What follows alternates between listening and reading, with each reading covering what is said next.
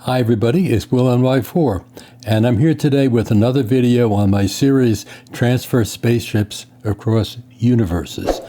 Now, the first videos were essentially tutorials on how to do the transfer process, import and export. Today's video, I want to go a little bit deeper. First of all, I want to give you guys some tips for exporting and importing that I think would be really helpful to me and I think will be helpful to you. And secondly, I want to spend a little time going into more detail on how to deal with the interior issue. Well, the interior problem is that we never know what we have in our ships to export will end up surviving and be able to be imported. Now, I'm going to go in detail later because I think I figured out how that works and why it works or why it doesn't work. But in order to give yourself the best chance, change your settings here, and these settings are in the ini file that's located in your plugin folder. And I strongly recommend that you take the default, which is 0, and make it 1, which is positive. In other words, on export, the only things from the interior of the ship that will be exported are items which you built through the build mode. And on the import side, the first line there is you want to make sure that the only items that you want to import are items that were placed in the build mode. And if you select the second and make that a 1, that will basically clean out the ship of everything else before those build items are brought in. Oh, and one other thing up at the top, the piloting skill requirements, by default, that's a 0, which means that the game calculates whether you're eligible to fly any of these ships. Well, I think that if you've gone to the trouble of downloading them, the fact that you failed to make a left turn signal or didn't pass the reading test shouldn't be a way to prohibit you from flying that ship. So if you put that 1, make that 1 up there, that means that you get a hall pass. You're free and clear. There really is no need for it to be so difficult. On the page in which you're setting up your mod, you can choose Creation Club Content and then start to type the name of the mod, in this case OWL, and you see all the choices that have OWL in the name of the mod. Come down here, I picked the last one, and that's how it will actually appear on your mod page. And now on the import side, as many of you guys know, I have made my living in Starfield basically on the settlement side of this, not on ships. I don't know really much about them, and I know it's a lot of fun and I'm learning a lot. A lot of these mods that are part of the builds that you're going to be importing are complicated, and there may be 15 of them, and they may or may not conflict with each other or conflict with what you're already doing. So I urge you, look at those mods very carefully. There are some that actually have loose files in them that end up making changes within your setup that may or may not be reversed if you uninstall or remove that mod or get rid of the ship. Study them closely, look at the comments, and see what kind of problems people have had with them. For example, I looked one that was from that list that I showed you before, in which it was basically one paragraph on how to install the mod, and then the equivalent of 5 paragraphs about how to remove it. So that's kind of sends up a warning signal to me that this is really perhaps not ready for prime time, but that's fine. Everybody can do what they want. But I'm saying look very carefully because you don't want to get into trouble. 2 little tidbits. You'll also find with your imports that the weapons are not assigned. So you'll have to go into the shipbuilder and assign them. That's easy. Secondly, you may find that the ships are inaccessible, in which case just jump to the cockpit and come out and everything will be set back to normal. This, I guess, is common in lots of different situations, but it's come up a number of times with my ship imports. So now let's get to the heart of the matter. Why is it that some items are able to survive the export-import process and others don't, even though they seemingly are identical? Well, I mean, there is a scientific way to do this. I'm not quite a scientist, and I'm sure the answers would have been obvious to a number of you, but they weren't to me. So here's the process that I used. I've now gone back, and I've added even more items, and then I have studied them by using console commands. And let me explain to you how that works. I'm sure many of you know that when you use your console, the tilde key in terms of my keyboard, and then use your controller or your mouse to select the item, it comes up and tells you what class or category that item is in. The complication when you're inside the ship is that the ship is filled with items, and often you think you've clicked on the right one, but in fact it's the wall that's being selected. So I found this mod called Click Light, and it highlights the object that you have selected so you know which one you have whether you've selected the right one, so to speak. Now, so I'm going to go through. I've done a lot of recordings from this. It's going to be a little bit choppy. I'm sorry, because there are times in which you have to move around and attack the item from different directions to make sure you get it selected correctly. But let's go through some of this, and I'll show you what the process was that I used. Okay, here we are inside the ship. Any item that I select will turn green, so we'll know that we have the right one. So we start here with the RamTech Universal 2.0, I think it's called. And we'll select that object, click on it, and terminal. It's green, terminal. So that means that, at least in this case, terminals come through. Here we have a container. So we know containers, and we see others on the floor. So let's go over and check our chair, and that is furniture. And just to be sure, is this container actually a container? That is to say, is the form type container, and it is, CONT. Let's go over and take a look at the bed. Well, that would be pretty obvious. It took some clicking, but I think we finally found the spot. Indeed, it is furniture. So on to the BetaMax functional decor. And the first stop will be the workbench, industrial workbench, his version of it. Interestingly, in the original, it was filled with stuff. But the only part that actually survived is the part that is furniture. And I don't quite understand why. If that was a pack-in, only the furniture came in, but now we look at what should clearly be a terminal until we click on it and find out that its form type is actually furniture. So it's just impossible to tell.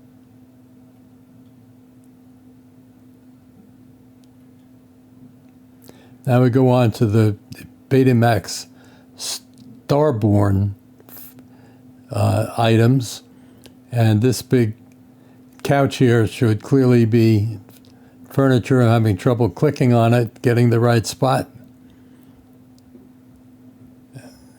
And I think I'll probably get it now. So while we're here, I want to point out, in the back you can see that container on the floor that survived. That actually is a planter. And in BetaMax's system, he had plants in there that you can actually grow and get nutrients and so on. Those items must be static, and therefore didn't come through, but the planter did. Who knew? Who knows? Now, here's another interesting phenomenon. Phenomenon is probably not the right word. It's a fact. I originally had a pool table with all this stuff on it. The pool table, I guess, is a pack-in, and it failed. But the triangle and the pool balls and cues survived. So that was curious. And when I looked a little closely, I saw that they are if we get it selected, the category is miscellaneous. This is not miscellaneous from your build menu. This is miscellaneous as a form type. Miscellaneous as form type seems to make it through. Okay, now let's move on. So next over here we have Dark Star Manufacturing with this, it's actually a workbench, although it looks like a trolley of some kind with shelves. And so let's see what happens with that. It's actually furniture.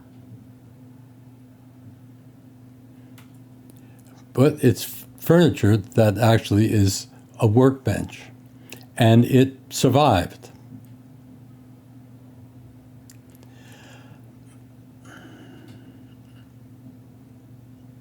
Now, the next room was NEM's Deco pack, but we know that the containers and beds, which are with clearly furniture, this is the room that has Furnish Your Fleet.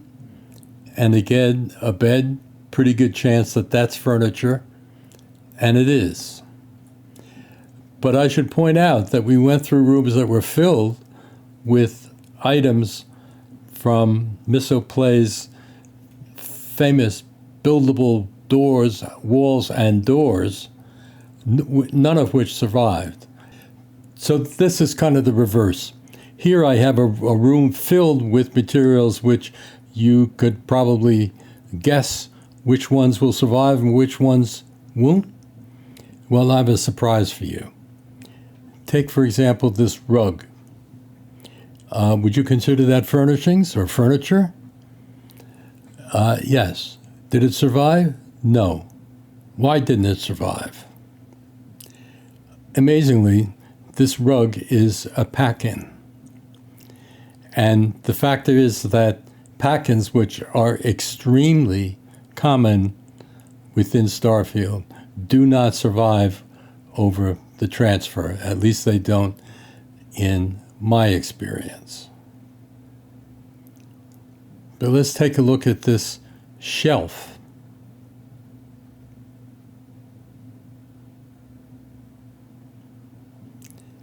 Okay, this also did not survive. And why is that? This shelf, which is in the furniture menu, in the build menu, is actually a static item. Static items do not survive. So let's go on here, a couple other things. Now, here is my ammo buyer chest. I have to keep giving it a plug.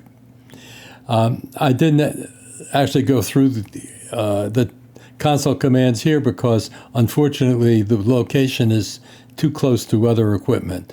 But I do know what happened from the last time. The chest came through. The terminal did not. And why didn't that go through? Well, we'll get to that in a second. So I'm going to skip ahead here if you don't mind. We'll go over to this display cabinet, which is complicated enough. You'd think this would be a pack-in. Again, it took me a second of getting real close here.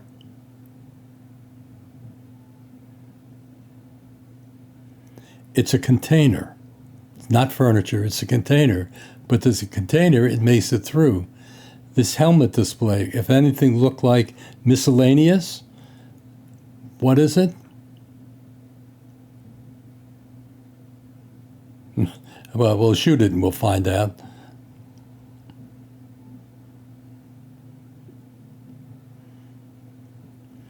also a container. And the little helmet rack next to it is a container.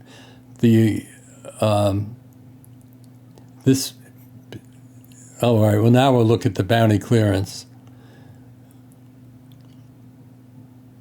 That's a terminal, pretty obvious. But what about this thing? You would think this is furniture. In fact, it's a pack-in, so this would not survive. I could not get the stool here. I took it outside, and it turns out that it actually is furniture. All right, we go over to the industrial workbench, and that did survive, and it is furniture. But now look at the navigation console. This did not survive, and you can see that it's an activator. And that was the same problem with the terminal that I had by my ammo buyer. Activators don't survive. Here's one that really shocked me. This table, which we've seen many places, clearly is furniture, but it actually, in reality, is a pack-in. This diagnostic machine is static. It's not furniture. So this would not survive. So finally, this was an interesting one. I had this laptop on a table, and when I came back after the export and import, the laptop was hanging there, but the table wasn't. So I was curious about it, and not surprisingly, the laptop came up as a terminal, so of course it would survive. But what about the little piece of furniture underneath? Why would that not come back? And this is one that really helped me because it took me a little while to narrow it down, but then I finally was able to get it selected. And you can see that it's actually a pack-in. So that cleared my mind that pack-ins do not survive. Well, there is one more thing which I wanted to test, and that is what happens with personal items from your inventory.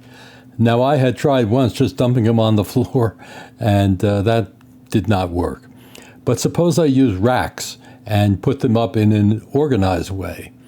Well, in order to test that, I decided to put all of my settings in the ini file back to the default, and this is what it looks like. Well, here you can see that I have put weapons up on a weapons rack, and I have spacesuit and helmet in their proper container. So let's see what happens when we actually go through and export and import, again with everything in default settings. Well, you can see that it all came back. They all fell down to the floor. But the racks and the weapons and spacesuit and helmet are still there. Then I did the same thing using all of the import items restrictions be in place. That is, only build mode items in export, import, and then cleaning the ship before it arrives. So let's see what happens then. Well, as you can see, it's no surprise. Nothing came through, and I wasn't sure whether that was due to the build restrictions or it was the cleaning that was the problem. So for the final part of the test, I kept the restrictions on the export and import, limiting build items, but I let the ship go through without being cleaned. So let's see what happens when those choices are made.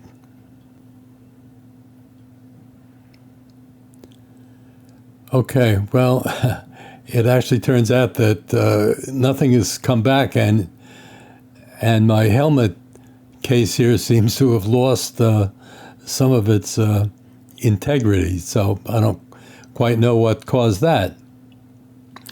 Well, it seems clear that if you are exporting your ship and you want to export all the wonderful things you've collected, as long as you put it up on racks and so on, it will probably come through, assuming that you leave the settings at default for your export. On the import side, however, it doesn't seem to be that useful to me to have all of your gear, even assuming you have mounted it properly, it's all going to be on the floor, and I'm going to have to pick it up, and I really don't want it. So from my point of view, I want to keep everything with the restrictions in place so that only the big items that you have placed will come through, and then I can decorate it, add my weapons and helmets and so on. I really don't need yours, but that's just my personal opinion. So let's go outside and wrap everything up. Okay, well, here's the bottom line summary. If an object and its form type is furniture, terminal, miscellaneous, or a container, it is very likely to get through. If the form type is static, pack-in, or activator, it will not come through. And just to be clear, we're not talking about the category that it's in the build menu, because that is essentially meaningless. It's the actual form type of the item. And that this is not easy to do without using the console command to figure out what it is, because many of the items, like we saw, that table looks like a simple piece of furniture, is actually a pack-in, and the complicated cabinet with shelves and all kinds of things in it you would think would be a pack-in is actually a container. So, who knows? And I went a little bit further. I have my mod, the Ammo Buyer Ship version. It is a pack-in. When it went through the couple times that I've been testing this, we noticed the container came through, but the activator didn't. That kind of makes sense. But this was in the category builder in the build menu, the decoration menu. I went in Xedit and changed it to furniture. And now it's in the furniture menu. If you look at the open up your build menu or decorate menu, there it is in furniture. But it's still a pack-in, and it still has an activator. So that hasn't changed. Now, I am first to confess, I'm not a programmer, and I'm an expert in any of these things. As I tell many people who talk to me about my time on YouTube, I'm like a TV doctor. I kind of follow instructions, and I maybe looks like I know what I'm doing, but in fact, I'm really just an amateur. But there are, I'm sure, other areas, other types of form types that I was not able to test. For example, movable static items. Most of your spaceships are made of movable statics. I couldn't find any movable statics in the menus or the mods that I had that weren't actually ships or components of ships that I could bring inside and test. So it could be that movable statics, by definition, always come through. I don't know. I can't help you with that. Well, I hope that this has been useful to you guys, and please subscribe to my videos. The next series are going to be, if everything works out the way I want, some reviews of a lot of these ships that have come in that have a lot of different styles and a lot of different issues in terms of trying to make them work. But I hope you'll stick around and see what I've come up with. So subscribe and give me a thumbs up, and I'll see you next time. Thanks a lot.